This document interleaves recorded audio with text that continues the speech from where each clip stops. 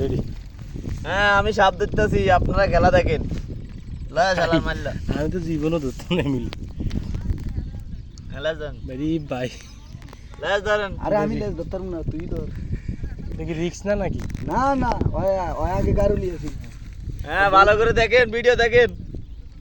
আরে বাইরে বাইরে ওই পুরান সাবরি আছে। দুইজন ভাই সাপকে ভয় করতেছে না, মানে আমরা তো কাছে যাইতে ওটা লাগে।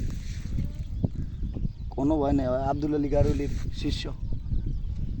ওইজন আমার ওস্তাদ ছিল কি আল্লাহ। ভাই তো পানি বাতার মতো লাগে। হ্যাঁ এটা কি বিষাক্ত আছে এটা? হ্যাঁ হ্যাঁ, বিষাক্ত আছে। অনেক কামড় দিলে গোবর ছড়া যাবে না। দুজন বিষ ওঠে না?